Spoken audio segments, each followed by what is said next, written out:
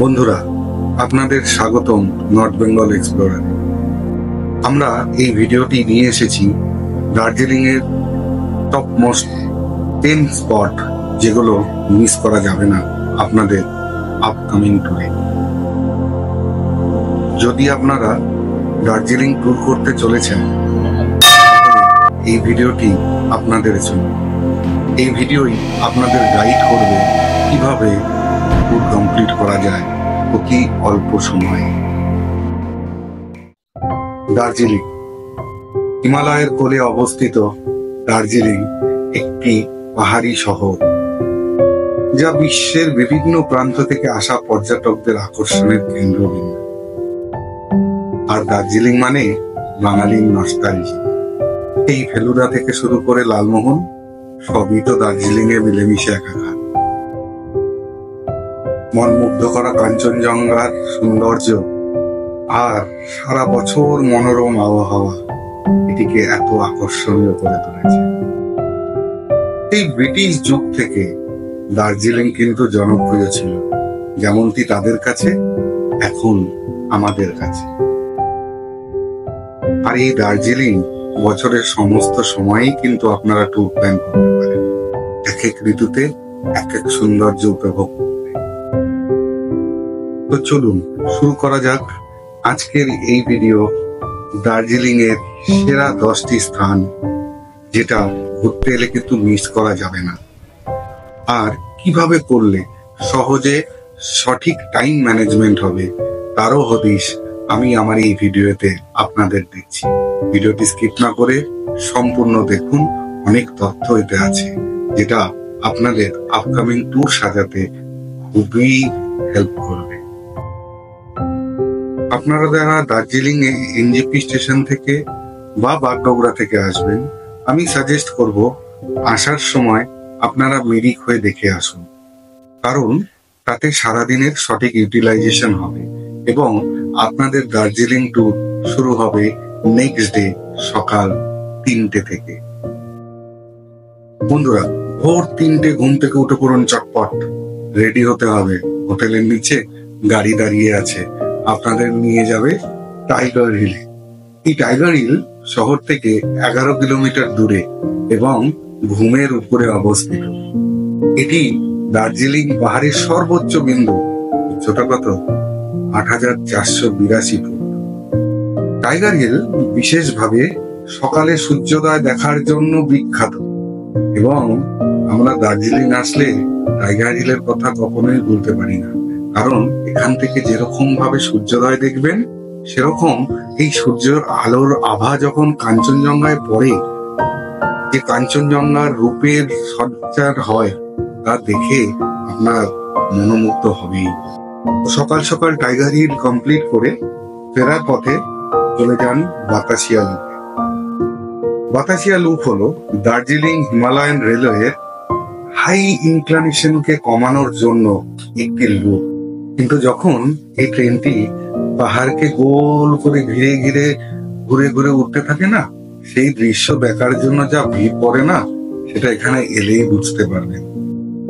শুধু টয় ট্রেনই কেন, এখান থেকে যে কাঞ্চনজঙ্ঘার এত অপরূপ দৃশ্য দেখা যায়, এবং এখানে দূরবীনও লাগানো আছে শুধু কাঞ্চনজঙ্ঘা দেখানোর জন্য। আর এর ঠিক সেন্টার পয়েন্টে আছে একটি স্মৃতিসৌধ আমাদের গোর্খা ভাই বোনেদের জন্য, যারা আমাদের জন্য দেশকে রক্ষার্থের জন্য শহীদ হয়েছে, তাদের উদ্দেশ্যে। বাতাসিয়া লুপের ঠিক পাশেই ঘুম মনেস্ট্রি। ওখান থেকে নেমে সোজা চলে যান ঘুম মনেস্ট্রি। যদিও আমরা একে ঘুম মনেস্ট্রি বলি, কিন্তু এর কিন্তু একটি আসল নাম আছে। সেটা কি জানেন? ইয়াগা চুয়ালিগ, যেটা এর প্রাচীনতম নাম, এবং এটি কিন্তু একটা প্রাচীনতম তিব্বতী মনেস্ট্রির মধ্যে পড়ে। আর এই ঘুম মনেস্ট্রির ভিতরে একটি 15 ফুট উঁচু মৈত্রী বুদ্ধর মূর্তি রয়েছে, এবং যা এর আভা তার চারিপাশকে একদম মনোমুগ্ধ করে তোলে। 1850 সালে লামা শেরপা গ্যালোৎসো, একজন মঙ্গোলিয়ান ভিক্ষুক দ্বারা এটি নির্মিত হয়েছিল। এটি এতই সুন্দর এর ভিতরে একটা কিন্তু ফ্যান্সি ঘন্টাও আছে, আর আছে বিভিন্ন রকম বাদ্যযন্ত্র, যা দেখে আপনাদের মনও ভরে আসবে। তো বাতাসিয়া লুপের পাশে এই ঘুম মনেস্ট্রি একদম মিস নয়। আর ঘুম মনেস্ট্রি যখন এসেই গেছেন, তাহলে পাশে ঘুমের রেলওয়ে স্টেশনটা কেন দেখবেন না? এশিয়ার এক সময় উচ্চতম রেলওয়ে স্টেশন ছিল, আর এটি এখনো ভারতের সর্বোচ্চ রেলওয়ে স্টেশনের মধ্যেই পড়ে, যেটা 2258 মিটার উচ্চতায় অবস্থিত। আর এটি বিশ্বের 14তম উচ্চতম রেলওয়ে স্টেশন হিসাবেও গণনা করা হয়। আর যারা জয় রাইড নেন না, তারা ওই দার্জিলিং স্টেশন থেকে এখানেই আসেন এবং এই যাত্রাপথেই মাঝখানে বাতাসিয়া লুপটি। তো ঘুম মনেস্ট্রিও আপনারা দেখে নিতে পারেন, আর এর সঙ্গে লাগোয়া একটি মিউজিয়ামও আছে রেলের, সেটাও দেখে নিতে পারেন। সেখানে অনেক ধরনের স্টিম ইঞ্জিন আপনারা দেখতে পারবেন। এবার হোটেলে ফিরে আসার পালা। ব্রেকফাস্টটা করতে হবে তো, সেই তো সকাল 3টায় ঘুম থেকে উঠে বেরিয়েছেন, কি আর খেয়েছেন? 2 কাপ চা বা খুব খিদা পেলে একটু ম্যাগি। তো আপনারা আবার ফিরে এসে হোটেলে খাওয়া দাওয়া করে ব্রেকফাস্টটা সুন্দর করে সেরে নেবেন। একটু স্ট্রং ব্রেকফাস্ট করবেন, কারণ আরো অনেক সাইট সিন কিন্তু দেখা বাকি। এবার চলে যান rock garden. Rock garden Darjeeling থেকে প্রায় 10 কিলোমিটার দূরে অবস্থিত একটি মনোরম স্টেপ ওয়াইজ পিকনিক স্পট বলতে পারেন। নাম শুনেই তো বুঝতে পারছেন, রক দিয়ে তৈরি গার্ডেন, বিভিন্ন সাইজের বিভিন্ন রকমের রক এখানে আছে, যেরকম সেরকম আছে রডোডেন্ড্রন ফুলের সারি, বিভিন্ন রকম ফুল। এই রক গার্ডেনের ভিতরে আপনারা কিন্তু একটা খুব সুন্দর ঝর্ণা পাবেন, যা চুমুসামা নামেও পরিচিত। আর এই রক গার্ডেনের থেকে একটু নিচেই গঙ্গামাইয়া পার্ক আছে, সেটাতেও যেতে পারেন। তবে রাস্তা একটু খারাপ, শার্প টার্ন আছে, তো কিন্তু এই ট্রিপটা আপনারা এনজয় করবেন। তো রক গার্ডেন থেকে এবার ফিরে চলে আসুন, ফিরে সোজা চলে যান পিস পাগোডা। এই পিস পাগোডা কিন্তু জলপাহাড়ের ঢালে অবস্থিত। এই পিস পাগোডা দার্জিলিং এর শান্তি এবং ঐক্যের প্রতীক। জাপানি বৌদ্ধ ভিক্ষু মিচিদাৎসু ফুজি দ্বারা 1885 সালে নির্মিত হয়। এই বৌদ্ধ মনেস্ট্রিটি সত্যি মনোরম স্থানে অবস্থিত, এবং এখানে যাওয়ার পর আপনারা এত সুন্দর দার্জিলিং এর প্যানোরামিক ভিউ পাবেন না, আপনার মন মুগ্ধ হয়ে যাবে। এরপরে আপনারা সোজা চলে যান দার্জিলিং রোপওয়ে। এটি খুবই popular tourist attraction. Darjeeling ropeway এশিয়ার লার্জেস্ট প্যাসেঞ্জার রোপওয়ে। এটা জানেন কি? এই তথ্যটা আপনাদের ছিল কি? এবং ইন্ডিয়ার প্রথম রোপওয়ে। এটি প্রথম চালু হয়েছিল 1968 সালে ডিপার্টমেন্ট অফ ফরেস্টের দ্বারা, কিন্তু এটি বন্ধ হয়ে গিয়েছিল 2003 সালে এক দুর্ঘটনার কবলে পড়ার জন্য। তারপর আবার ফের এটি চালু হয় 2012 সালে। তখন কিন্তু অনেক সেফটি মেজার নিয়েই এটাকে চালু করা হয়েছে। এখন এতে 6 জনের ক্যাপাসিটি আছে। আপনারা যদি পুরো কেবল কারটা বুক করতে চান, তাহলে 6টা টিকিট কাটতে হবে। আর এটা প্রায় 8 কিলোমিটার রান করে, 45 মিনিট সময় কিন্তু লাগে। তো সময় আপনার হাতে থাকা চাই। মোটামুটি এই ট্রিপ করতে 2 ঘন্টা টাইম দরকার। 45 মিনিট যেতে, 45 মিনিট আসতে, আর যেখানে যাবে ওখানে একটু ঘুরে মার্কেটিংও করতে পারবেন।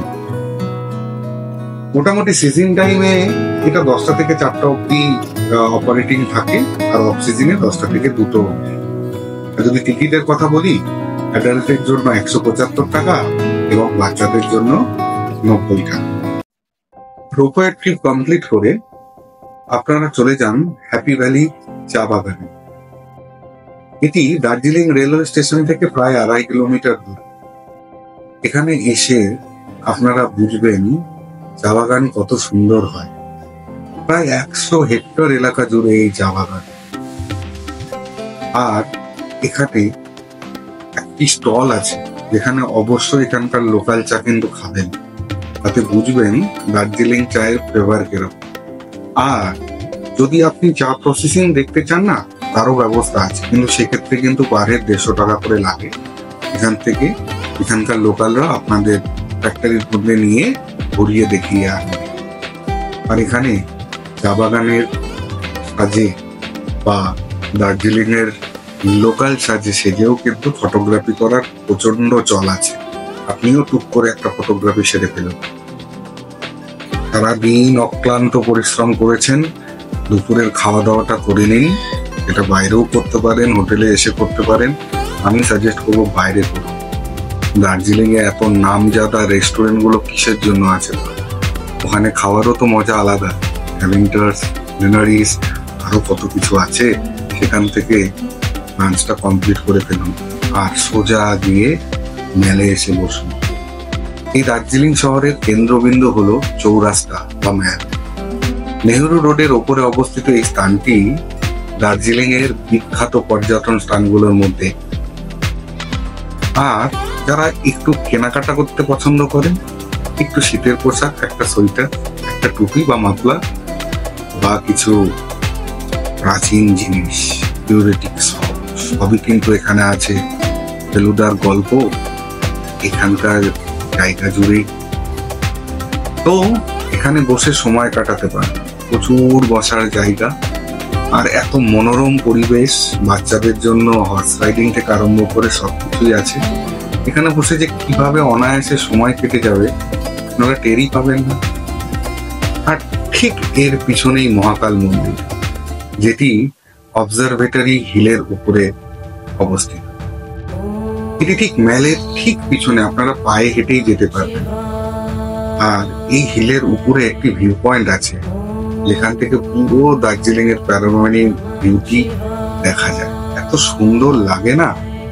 আর এই অবজারভেটরি হিলের শীর্ষ থেকে যেমন কাঞ্চনজঙ্ঘা, সেরকম অনেক তুষারাবৃত শৃঙ্গ কিন্তু দেখা যায়।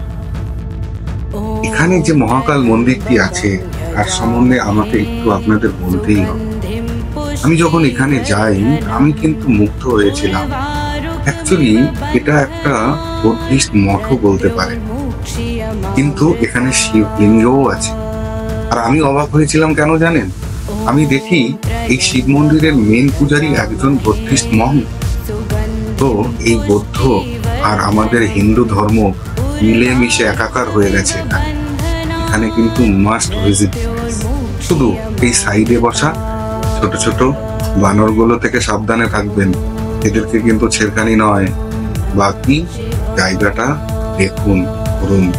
দার্জিলিং আমাদের রন্ধের রন্ধে, আমাদের বাঙালিদের এক নস্টালজিক জায়গা। তো দার্জিলিং এ আসলে এই পয়েন্টগুলো কিন্তু অবশ্যই দেখবেন। আর আমার ভিডিও যদি ভালো লেগে থাকে একবার একটা লাইক করুন, সাবস্ক্রাইব না করা থাকলে সাবস্ক্রাইব অবশ্যই করুন। আরো এরকম অনেক ভিডিও আমার এই চ্যানেলে পাবেন।